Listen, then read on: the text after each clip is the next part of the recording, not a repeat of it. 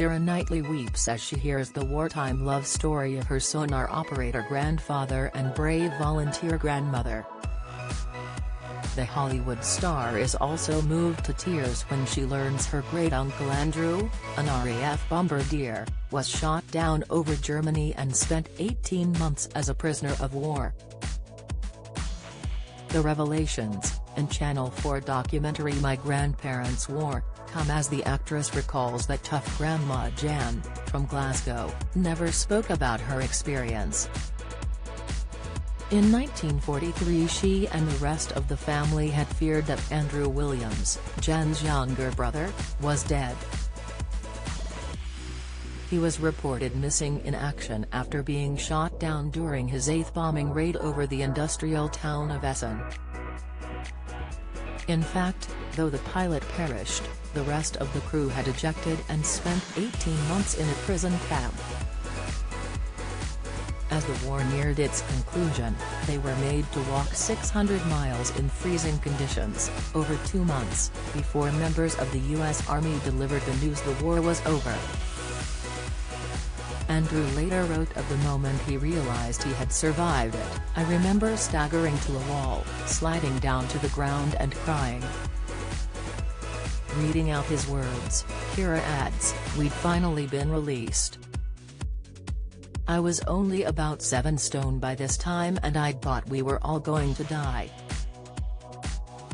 When she hears how her great-gran came running down the road to greet the taxi as he finally made it home, Keira gasps, "I bet she did." Oh God, it gets you, doesn't it? From Atonement to The Imitation Game, the mom of 2 has appeared in many films set during the Second World War but never knew what her own family had experienced. As her roots in Scotland and Wales are revealed, she laughs, "I've made a career out of playing posh English. Suddenly it's, oh no, it's all fake." She's pretending. In the documentary, a historian tells Keira that her granddad Joseph MacMacDonald, originally from Cardiff, served in the Royal Navy for 12 years from 1934. He was a sonar operator, listening for U-boats.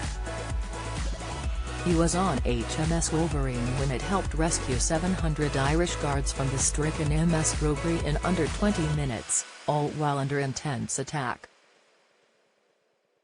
Hearing what they went through, Keira marvels, it's no wonder they didn't talk when they got back. Jan had joined the war effort by volunteering as a clerk, working 200 miles away from home at a military hospital in the Western Highlands. She was later involved with organizing troop movements of a secret nature and is described as having carried out terrorless work which would have involved helping the U.S. Army prepare for the D-Day landings. Keira says, she was part of the unseen workforce. They came from very ordinary backgrounds. Very ordinary people were asked to do extraordinary things. And they did. Keira learns that her granddad, courting her grandma in Glasgow, crawled on his belly during a Blitzer raid to get to a date with her. Keira laughs, "I mean, she was terrifying." This was the generation of youth that were constantly exposed to violence and the prospect of death.